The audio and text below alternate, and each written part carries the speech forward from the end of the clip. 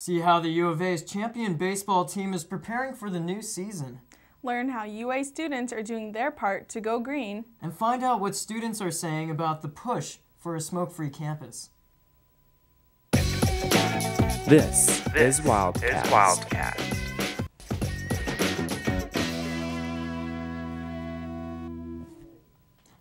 Welcome to Wildcast. I'm Max Efren. And I'm Monique Padilla. Thanks for joining us tonight. The start of baseball season for the Wildcats is just a few days away, and it's difficult not to wonder what the team's mindset is like coming in as defending champions. Wildcast reporter Chelsea Moe went to practice to take the temperature of the players.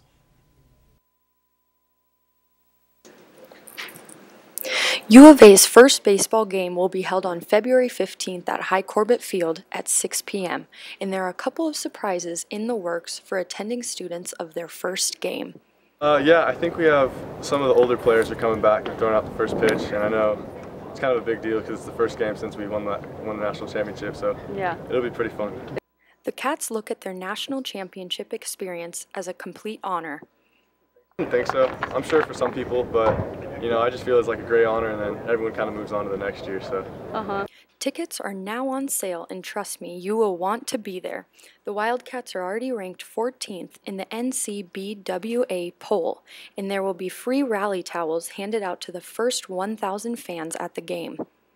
Starting the season with very high rankings and being last year's national champions, the U of A is very excited to start this year's baseball season. I asked Johnny Field how it felt to win the championship. Incredible experience, obviously. Best season of my life, best moment of my life by far. The national championship. The Cats feel absolutely no pressure being last year's champions, and they have set many new and high goals for this upcoming season. No, not at all. We don't. I mean, that year's behind us now. There's no pressure to try and win another one. I mean, that's the goal every year, to go out and attack and try to win national championships. So by winning it last year, that doesn't put any extra pressure on us at all. Reporting for Wildcast, I am Chelsea Moe. Concussions are no laughing matter. Wildcast reporter Karina Gallardo reports on how these brain injuries affect those inflicted with them. Concussions and traumatic brain injuries are a rising concern for physicians for today's young people, especially among student athletes, with symptoms, consequences, and long-lasting side effects too severe to ignore. Raising awareness of this issue is key. Dr. Sydney Rankin teaches a senior capstone physiology course that focuses on topics in the media that are relevant to physiology and healthcare. The class's current focus is on concussions. The awareness brought on by the Super Bowl and by increased frequency in girls soccer has really brought it to the fore, and I think we really need to address this as a society. And so what a great way for students to start thinking about it as community members or as physicians. Adam Miller, a senior and a cheerleader at the University of Arizona, spoke to Dr. Rankin's class regarding his 7 concussions and discussed the symptoms of his first grade 3 concussion that he received his freshman year on the high school football team. I was just dazed, and I just woke up from being blacked out and couldn't even remember what I was doing, where I was, the months. I couldn't remember my address, my phone number. If you need to talk to somebody about it, you know, go to a friend, go to a doctor, go to a family member. It doesn't matter. Just let them know what's going on so that, you know, if something ever did happen again, they would know, hey, he's already had one, she's already had one, you know, things might be worse. According to the Sports Concussion Institute, 5 to 10% of athletes will experience a concussion in any given sports season. An estimated 47% of athletes do not report feeling any symptoms after a concussive blow. Concussions get underestimated, but concussions really are a brain injury, just like other brain injuries.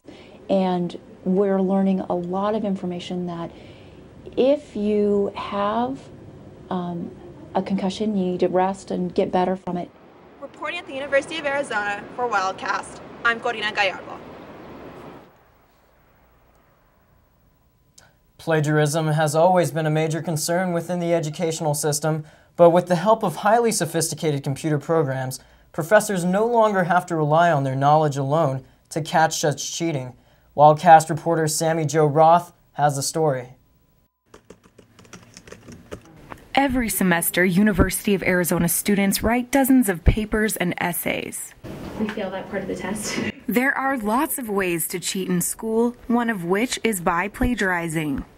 It happens all the time. I see it happen all the time. But, morally, I'm not going to do that just because I know that it's going to haunt me for the rest of my life. The temptation to plagiarize is high. I plagiarized the paper. I went to private school. It was the scariest moment of my life.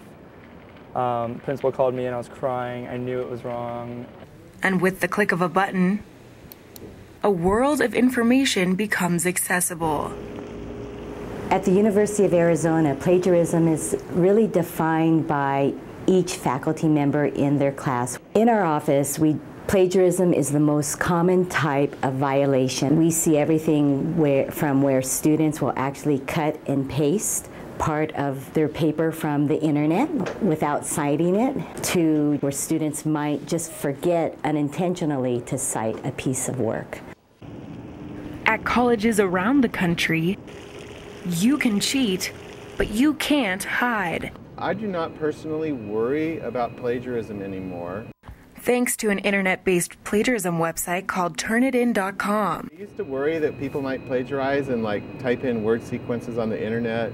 I don't feel like I have to do that anymore because it's all just caught with this automatic program. But here, if we... Turnitin.com scans a student's work and then cross-matches it with the internet, looking for signs of copy and pasting.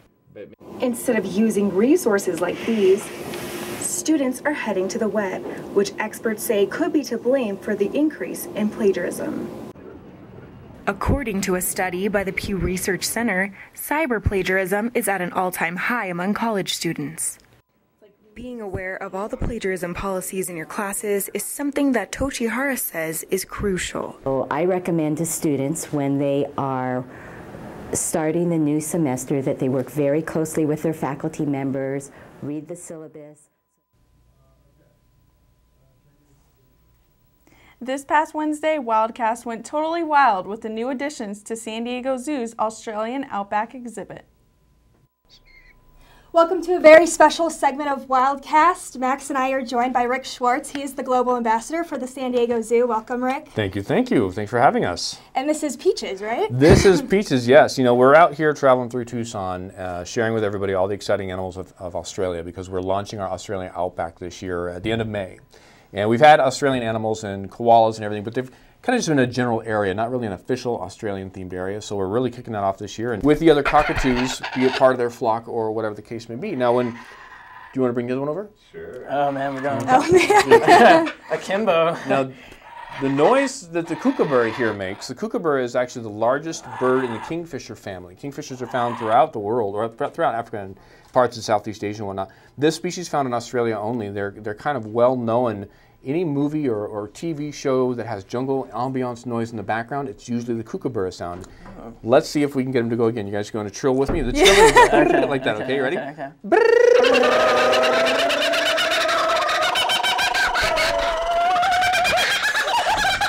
A red kangaroo. It's a female red kangaroo. And, kangaroos are obviously well known throughout Australia. Don't eat the cables, though. That's not a good idea. The shape of the kangaroo, it's classic. We see that right away. We know what it is. Some interesting facts, though, about the kangaroo. The back feet, as you'll see, no matter how fast or slow she's going, those back feet always move together. When we walk, our ligaments allow us to independently move our legs. When they move, the structure is basically set up. They always have to move the back feet at the same time. Unbelievable. The tails and basically maintain their maneuverability that way. And this is Diesel here. He's like, Mom, what are you doing over there? Diesel is an 8-month-old joey, and this is funny. People look at him and they're like, why do you have him all folded up in this pouch? Well, you can see his mom over there. She's not that big. The pouch really isn't that big. What they end up having to do is they fold up quite tightly. In fact, one of the more comfortable positions for the joey is usually legs out like this because they'll dive into the pouch head first. And then all of a sudden you just see these legs and tail sticking out. Right. He'll just hang out all day like that because that's his most comfortable position to be in. In fact, usually it's mom that says, all right, you're getting too big. It's time to get out. Great. Well, thank you so much, Rick. This has been very Pleasure. educational, and we all look forward to, the San Diego Zoo, one of the biggest zoos in the world. We're all looking forward to the new exhibit and, seeing Peaches and, our other friends here. Absolutely. And one thing for sure I want to make sure everyone knows, even if you can't go and enjoy it right now, online, what San Diego Zoo has done is actually, we have the san diegozoo.org website. Go to our cams. We have koala cams where you can watch koalas in HD live from the zoo, polar bears, pandas, you name it. Even our condor now, which is sitting on an egg, we're going to have a condor cam probably set up for them also. So even if you can't get out to San Diego Zoo right away, you can go out on the website and really enjoy a lot of cool features. That's fantastic. Great. Thanks so much, Rick. And thanks to everybody else. Be sure to visit the Australian Outback exhibit opening in May at the San Diego Zoo. Wow, so how was that actually getting to see the animals up close? It was truly remarkable. I mean, Rick, sorry about that, is such a great spokesperson. He really is such a great guy, knows how to handle the animals, so knowledgeable. And we were so happy to have him come from the zoo. It's awesome. Absolutely. Stay with us after the break for a look into the workings of Tucson's famous gem and mineral show. I'm Derek Williams, the former U of A Wildcat. You're watching UA TV. Don't change the channel. People may tune out someone they see on a median trying to sell newspapers. Those extra few hours of having to swipe your cat card to get in at night might be keeping non-U of A students out of the library. And while some are traveling to Mexico for cheaper gas, others are forced to pay those high prices at the pub. Students and parents are always invited to come cheer on the Wildcats. We'll see you back here next week for another edition of Wildcast.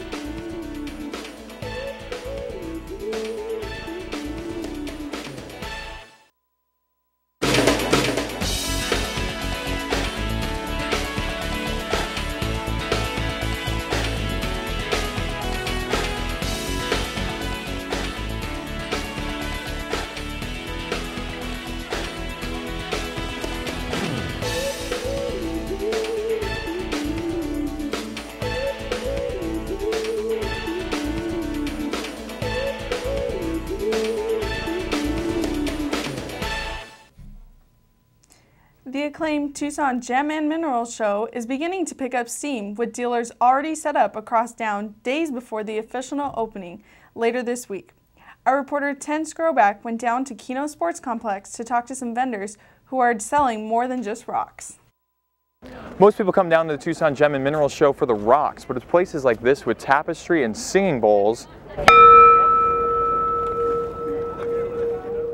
that keep the people coming out year after year.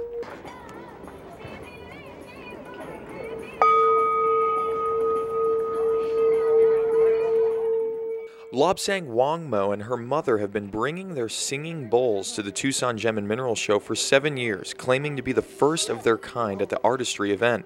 We were the first Tibetans here who really came, and then all the people started coming in after us.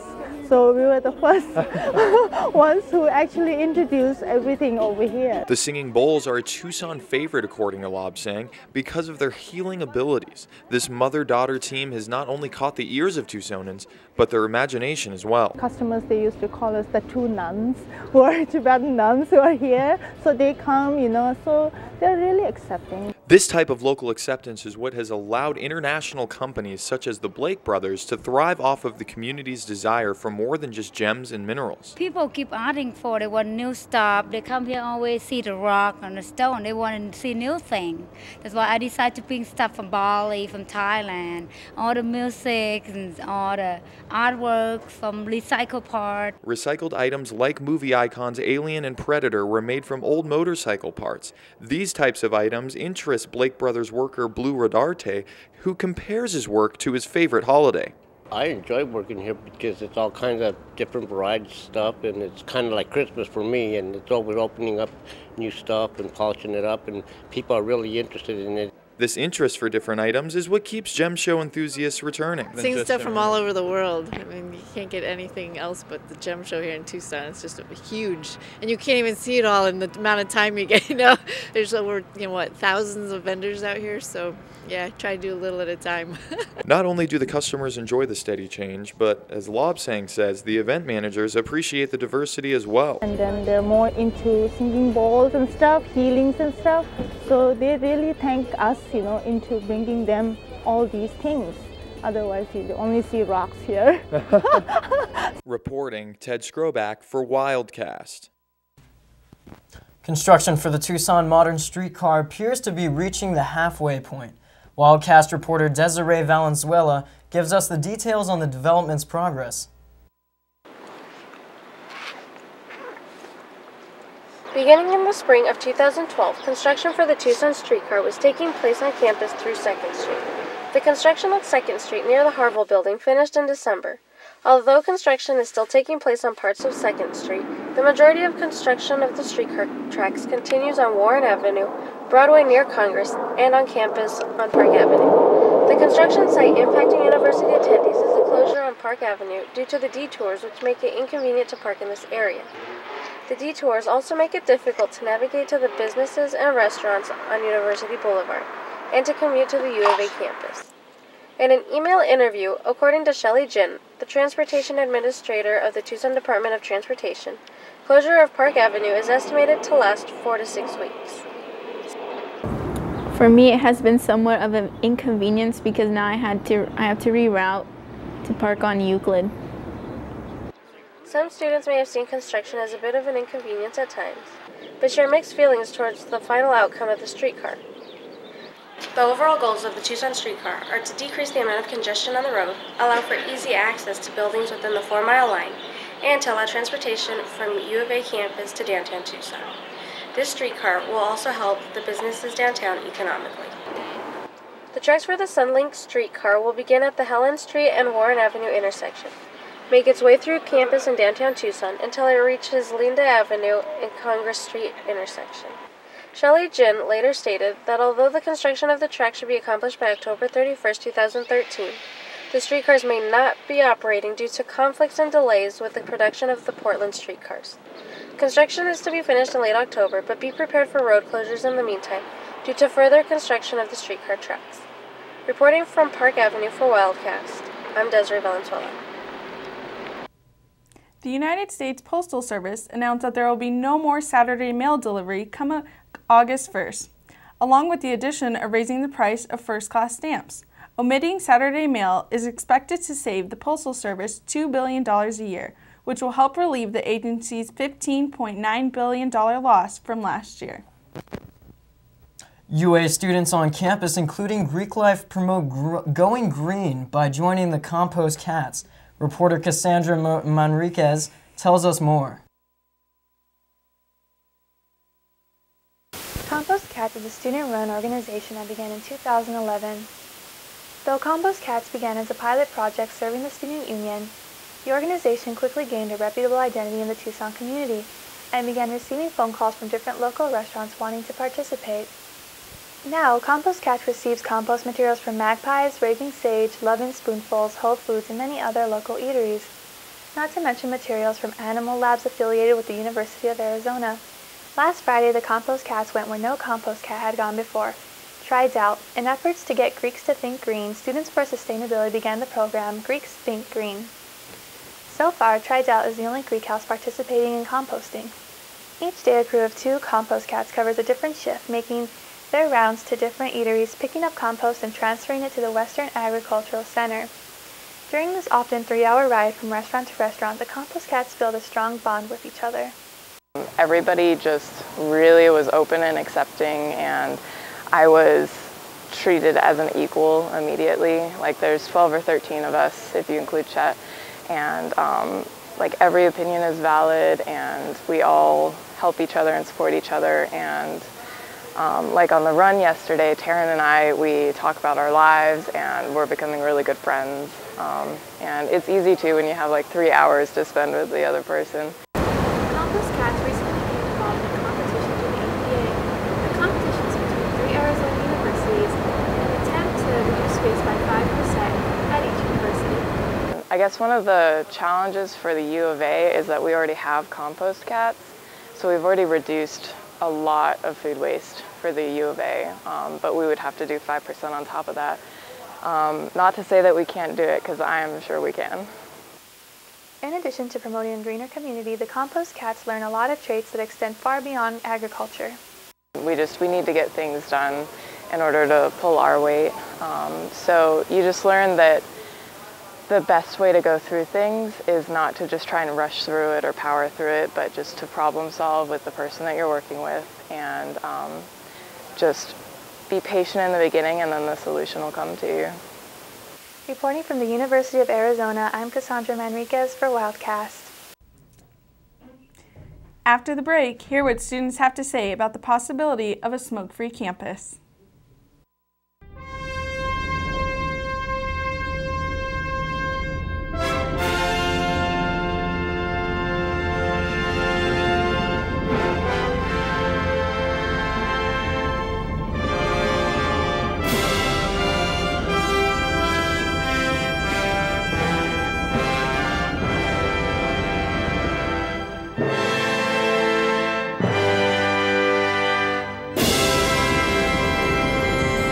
Come game time, pressure falls on the shoulders of this season's drum major. For an entire week, there's golfing, food, drinks, and entertainment that doesn't stop when the sun goes down. If you are not yet registered to vote, here's what an Arizona voter registration form looks like. Bundle up, Wildcats, winter is almost here. Reporting from the UA Mall for Wildcats, I'm Shay Sorensen.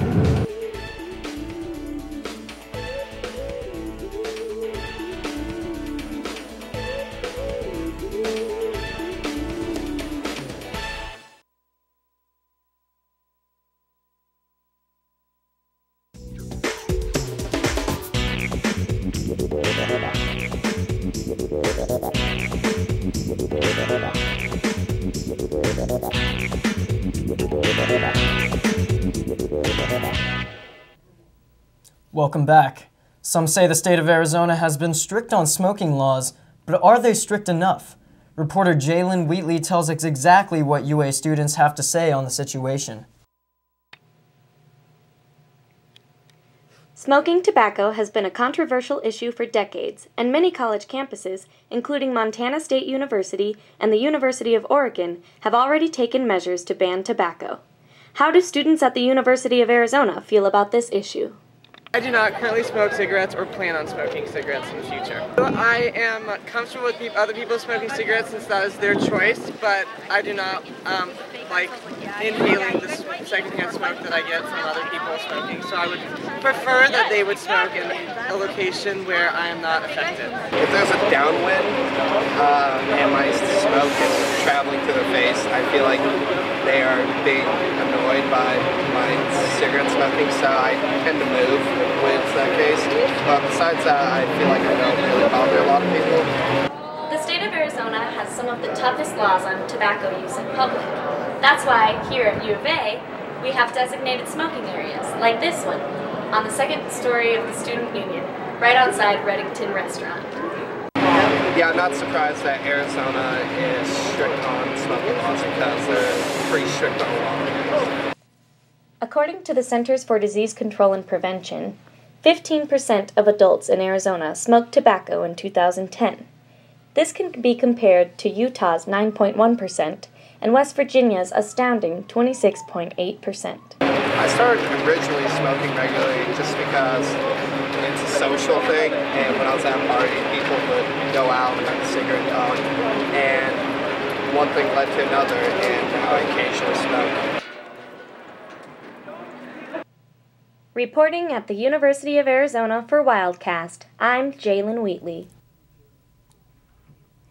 You know, smoking really is such a horrible habit. Exactly, but it not only is it gross and horrible, but it's very expensive. Exactly. It is. Students have the chance to support basketball coach Sean Miller and make a big impact in children's lives. Vote once a day for Coach Sean Miller in the Infinity Coaches Charity Challenge to support our school and raise up to $100,000 for the Ronald McDonald House Charities. You can find more information about the cause and also where to vote on our Facebook page. For those who are looking to follow the latest trends, Katya Hall reports on tips and tricks from inside the fashion industry. It is a spreading phenomenon. Once you see it, you can't help but follow the crowd. Fashion trends have a way of infecting the UA students and spreading the trend to each other. Today, I'm giving you the 411 on all the fashion trends at UA and how to become a fashion trendsetter yourself without having to spend a whole lot of money. Okay, so we have a lot of the bright colors, a lot of these mint colors, and I'll show you on the other side, mint and teal and coral are one of our biggest.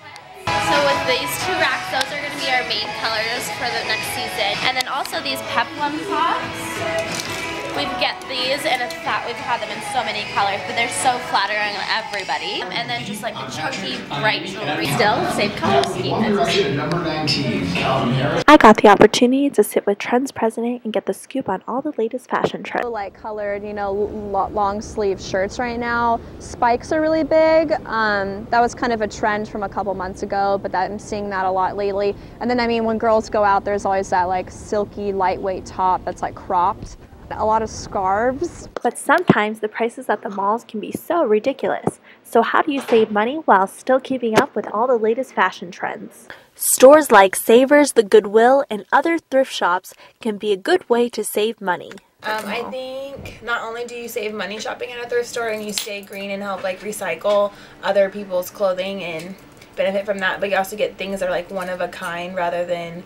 Advice would be don't really follow trends at U of A. I think everybody's very casual and very into their, studies and like their majors that they're not really thinking about fashion. So I don't think you should look at those type of people. But I mean, there's always those people, a couple that you see that are really stand out and who look really great because they're like focused on their own style. But I would kind of try and like pick out those type of people and maybe ask like what stores they're into. It might be some cute little boutiques in Tucson that, might spark their style. Reporting from Wildcast, I'm Katya Hall. Guys, how do you feel about girls knowing everything about your past relationships before you even meet them? A new Facebook application is giving girls that very power in changing the face of the dating game. Wildcast reporter Spencer Higgins has more on this app just in time for Valentine's Day. For those ladies looking for that special Valentine, Lulu is a perfect place to start. This girls-only mobile app gives every lady a chance to play detective when it comes to dating intelligence. To access an account, the user must sign in with Facebook, and this is how we also keep the boys out.